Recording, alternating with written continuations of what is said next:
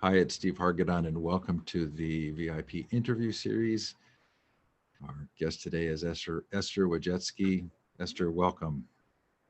Thank you so much, Steve. I'm really happy to be here with you. And I think you're doing something that's really important and has to be, all the teachers need it. Yes, so a lot of people are doing home learning now by not by choice, but by circumstance.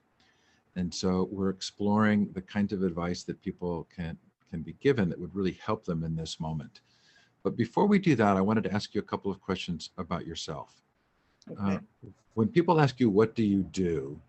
How do you answer now? Well, that was quite the question because I'm not quite sure. So I am always an educator, no matter what I do, because that's part of my passion in life. And that education title, it extends to other areas. So I'm also an entrepreneur now. And why am I an entrepreneur with one of my former students? Because we're focused on education. And the product that we're putting out there is to help kids learn and help kids be more excited about learning. Um, I'm also working as a dean at a local school. And of course, that's part of my education interest. And then the last part is an author. And if you read my books, it's all the same thing too. It's education again and again. How to raise successful people, simple lessons for radical results. That was 2019, and 2015 was Moonshots in Education, launching blended learning in the classroom. So I think I've had one focus in my life, and that focus has been to help people understand how important it is to be educated, no matter where you come from, because that'll make you have a better life. What were your own experiences in school growing up? Well, I did not have the world's greatest experience in school growing up.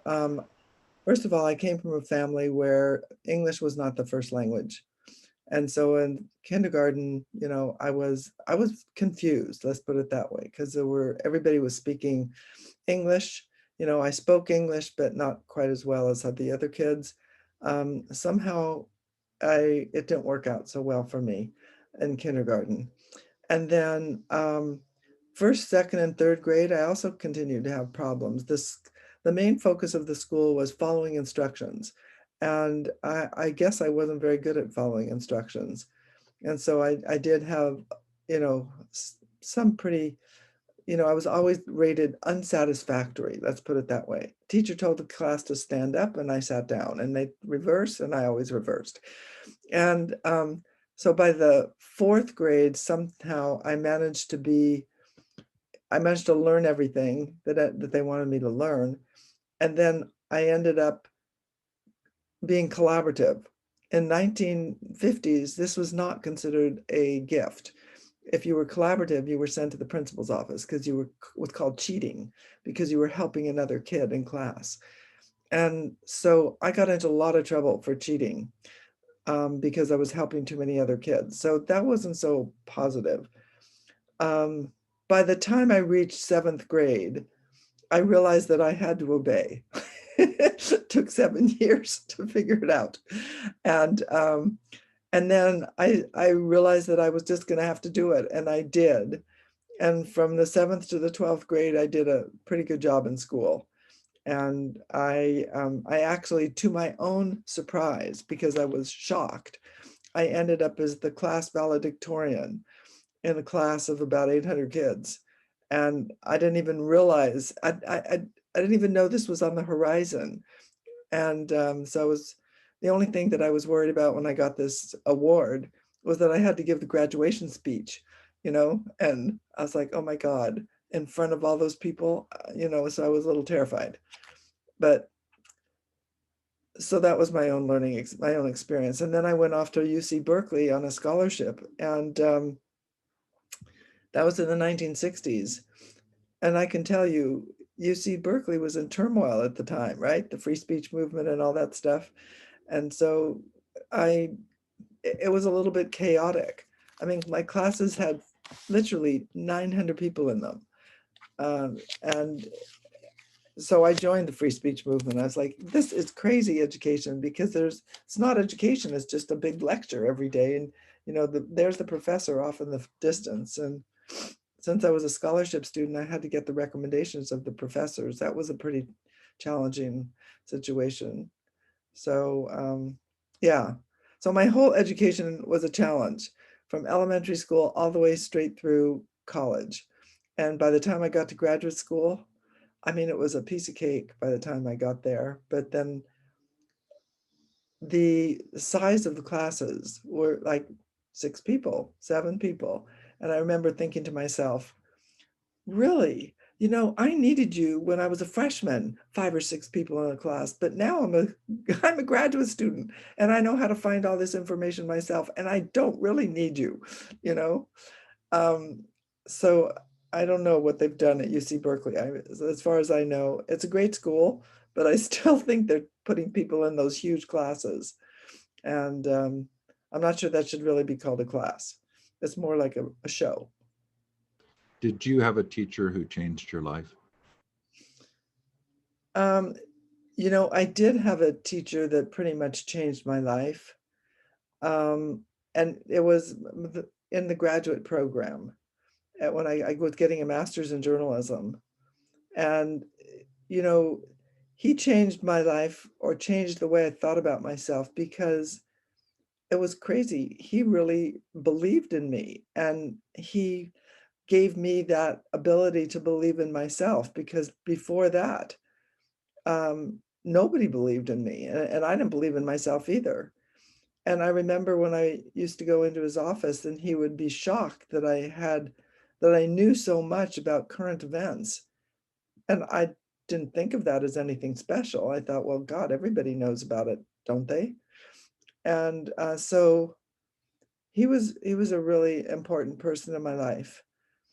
But then also, I was here at Stanford, and I was part of the learning design program. I never really was I didn't enroll. I was just part of the program.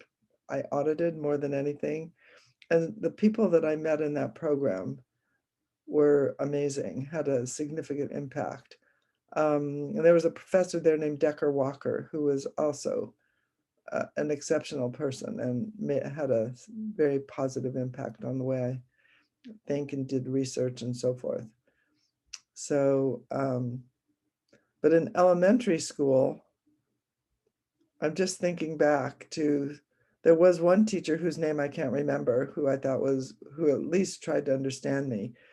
Some of the other teachers, back in my day, you got paddled. That was considered okay. So I was a regular customer at the principal's office, and I was always being paddled. That wasn't too good. Um, but some of the other teachers took other measures that were a little crazy.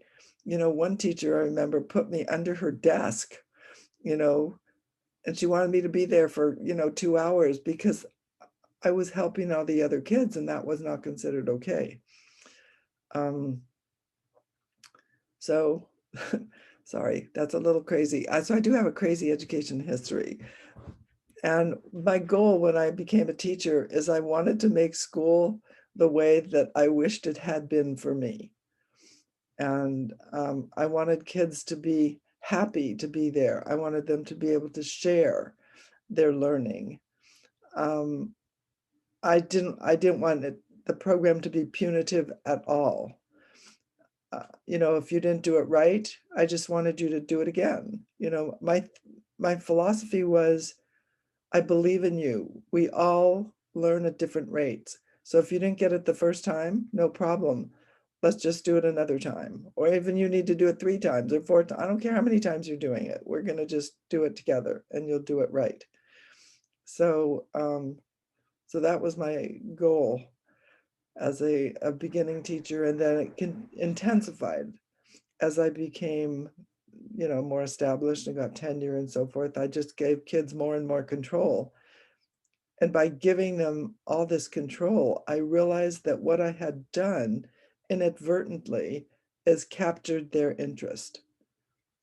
they then became extremely interested in whatever it was they were working on, because they it they cared about it. They wanted to do it. And I've never met a kid ever who wanted to fail. Not nobody. They always wanted to succeed. And there were always these barriers up that prevented them somehow from succeeding.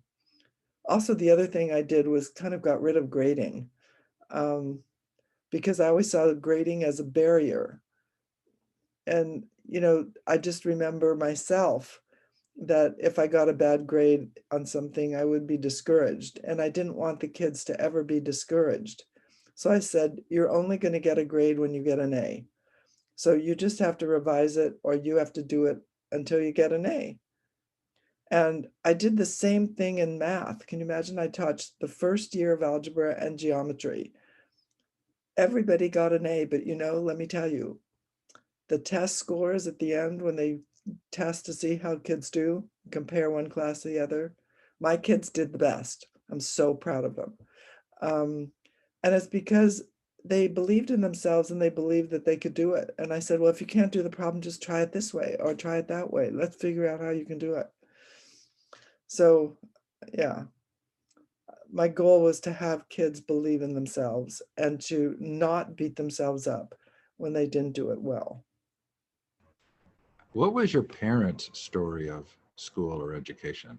How did they react to your going through these phases? Oh, so my mother and father were from Russia. Okay, my mother was from Siberia and my father was from the Ukraine. And they brought with them the Russian style of parenting. And you know what that's like.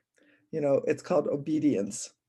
And so they were not so happy, because my father never looked to see whether my grades were, A's or B's. All he was looking at was what was called deportment in those days. It was like how you behaved.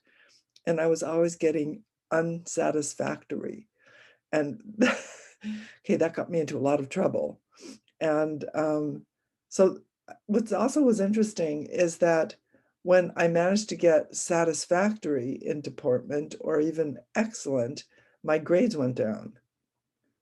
And so if I, there was just, and I never knew why, I was just like, I guess I must have been just bored to tears and I wasn't interested in learning. So yeah, my parents were not happy with my performance. Actually, they were shocked when I was the valedictorian. They couldn't believe it. They thought I was, making it up. And for a while there, I must say, I felt like I was making it up because I just I looked around, I was like, really? I can't believe that I got this. But yeah, so and also, the other thing, if you read my book, you realize that, my parents, while they wanted me to do well in deportment and obedience or whatever, they were not interested in me going to college, because I came from, it's an Orthodox Jewish family. And in the Orthodox Jewish families, women are seen as the homemaker. And so your skills are supposed to be around being a homemaker and a mother and so forth. And they basically wanted me to get married and not go to college. So there was a bit of a struggle there, to put it mildly. And so what I did is, thank God, I managed to get a scholarship to UC Berkeley. I applied to one school, Berkeley, and I managed to get a scholarship. Can you imagine what would have happened if I wouldn't have gotten in or wouldn't have gotten a scholarship? I probably would have been married at the age of 18 and had 20 children or something.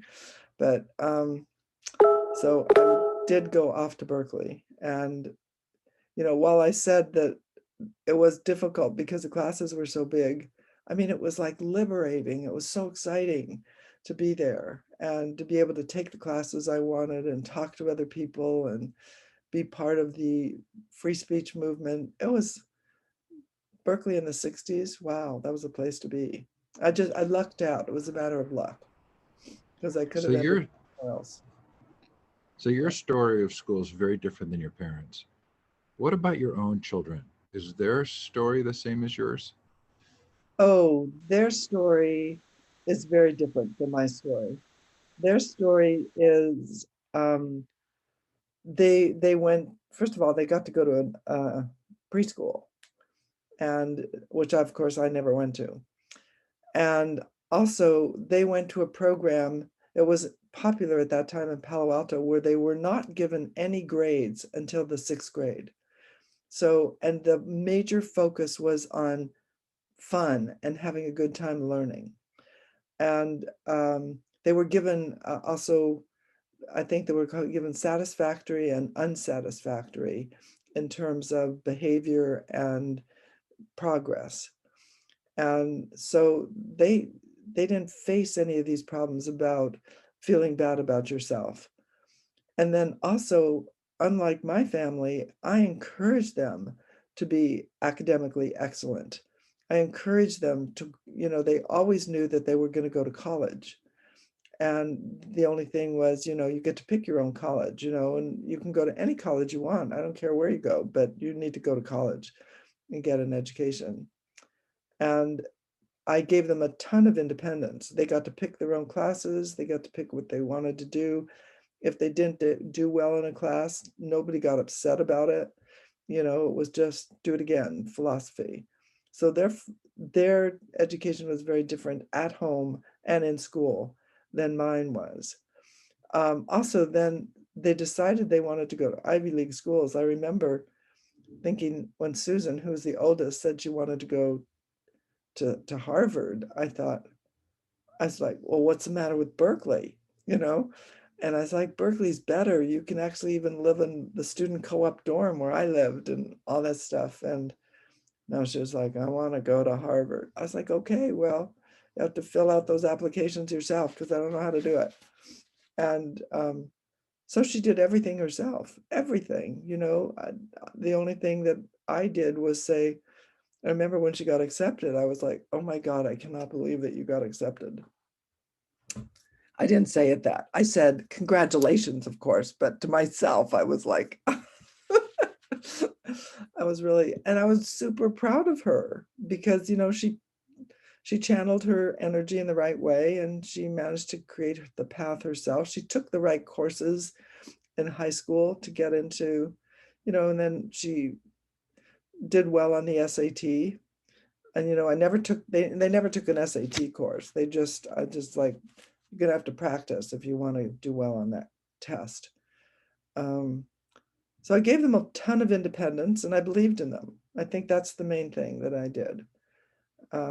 And in my upbringing, I wasn't given that much independence. I was pretty much told what I should be taking. And it was a different era, different Yeah. parents. So that's a good segue. Tell us about Trick. So in 2000 and about 12, I kept getting a lot of requests from people about my classes and like, what am I doing? Why the classes? Why do you have hundreds of kids wanting to take your class? What's going on in your program? And then also, what'd you do with your kids? How did they all end up like they did? And there were all these jokes about like, what did Esther feed her kids for breakfast? And so I was like they got to pick their own breakfast cereal. But so I decided to write a book. And so I wrote this book called Moonshots in Education, came out in 2015. And in writing that book, I was trying to figure out what I had done in my classes to make a difference. Like why did they work? Actually, I went into this situation by asking kids in class. I would just like, why are you taking this class? Why aren't you taking something else? There's a lot of work here. Why are you doing it? And I kept getting year after year the same answer. And the answer was, because you trust us. And I thought this was hokey. It's like, oh my God, where'd they get that idea? But then when I realized they hadn't collaborated and that each year they were saying the same thing, I thought there must be something to this trust idea. And so then as I was writing the book, I explored it further and I realized it was trust and respect at the same time. and that I was giving them a lot of independence. I was collaborating on everything that I did with them. I didn't just dictate, and I treated them with kindness. And so that's where the trick philosophy came from. And they all agree that that is what made the big difference in the classes. And today in that program, I started that program in 1984, and I was in a portable for more years than you would ever like to think, like about 30. And today the program is in a huge building, 25,000 square foot media arts center, um, that was, created and paid for by the city of Palo Alto and the school board, and actually my colleague Paul Kandel.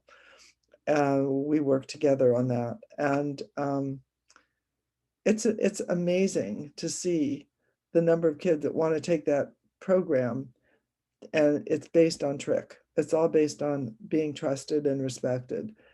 Because if I advertised, hey, this is the best way for you guys to learn to write, come learn to write, learn to analyze text, learn to be,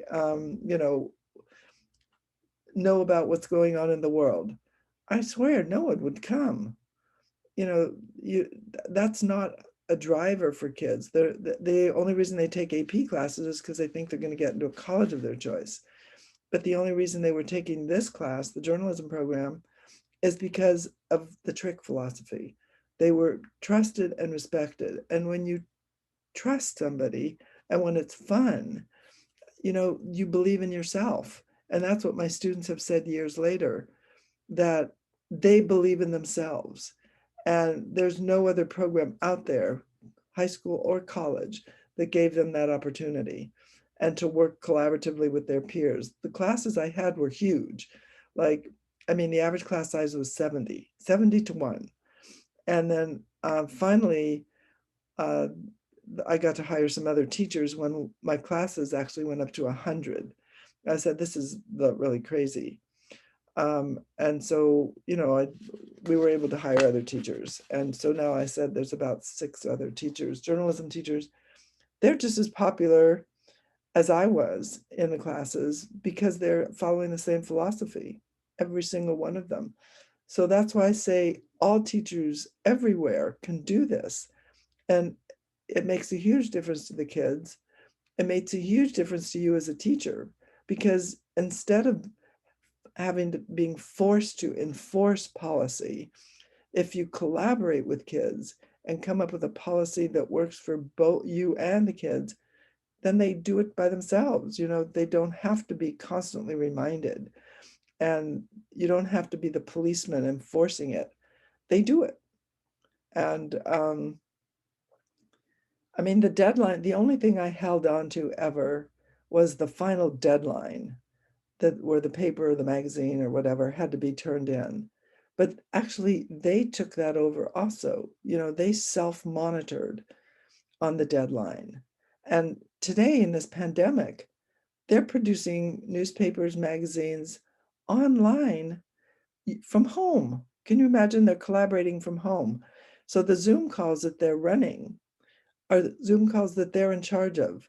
So it's their education. So why not put them in charge of it? And then you can stand on the side and guide them if you're not going in the right direction. Hey guys, what about this? Have you thought about that? But you see the quality of the papers or the magazines that they're producing, and they're outstanding. And it's all being done from home. And there's like hundreds of kids in the program, but within each program, like Campanile, right now there's about, in the spring, there was about 70 kids.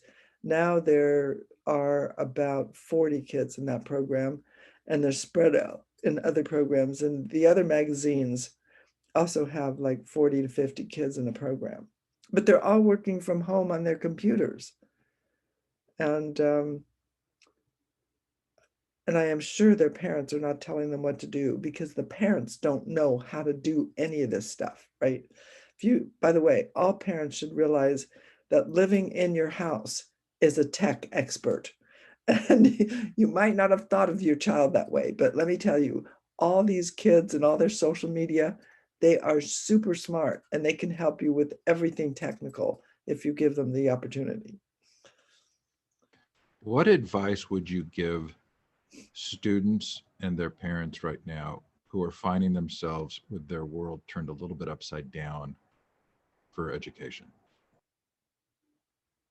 So I would say the main thing that you should do is first talk to your kid, collaborate with them, and make them aware of the fact that it's a difficult situation for you as a parent and for them as a student, but that there have been a lot of difficult situations in history, and we're going to get through this. So you want to have a positive attitude. So maybe you haven't memorized all the things that you would have memorized in class. So what? You can do it later. Maybe you aren't having that same opportunity to interact with your friends. Let's see if you can find other ways to enable kids to interact with their friends, FaceTime, Zoom calls or whatever.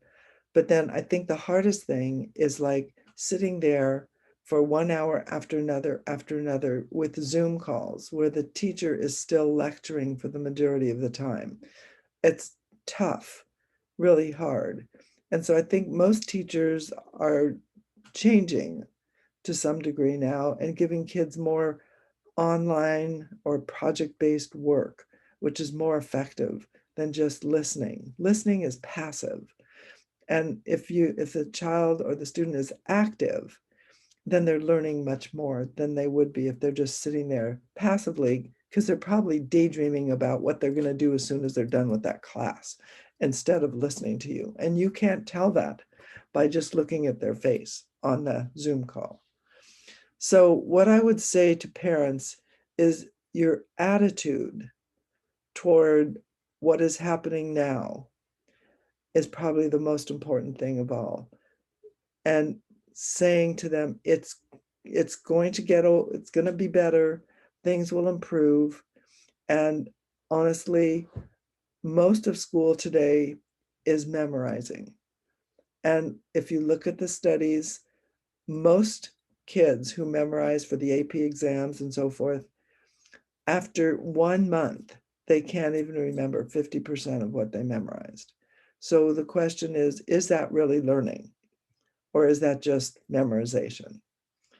So that's one of the things that I would advise teachers to remember, and especially parents. Don't let that get your child upset, because if they're upset, the main reasons why you can't learn: number one, you're upset. Number two is you're hungry. Number three is you're too tired. And so if they are not in any of those categories, then they should be able to learn. And the other thing that's really important to remember about education, it's all about relationships. And it's a relationship with peers in the class, with the teacher, with everybody in your environment.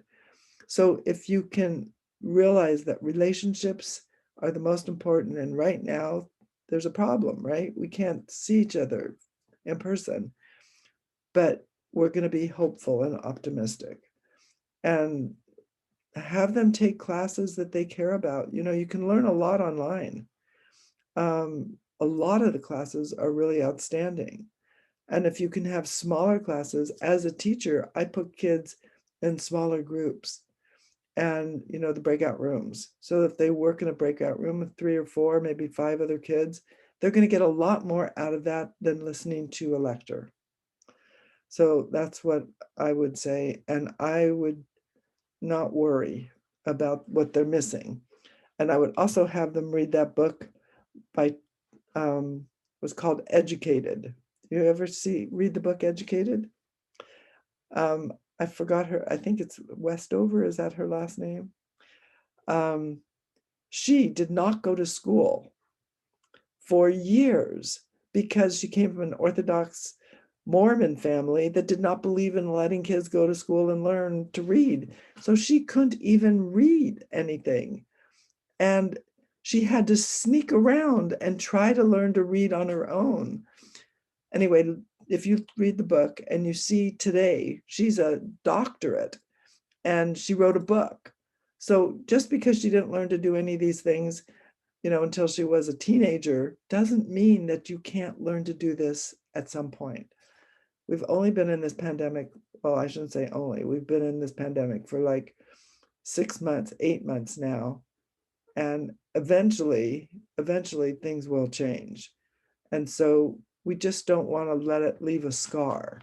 We want to let it leave an opportunity for us to say, we survived and did well because of grit. And we learned how to have even more grit. And that is a skill for life.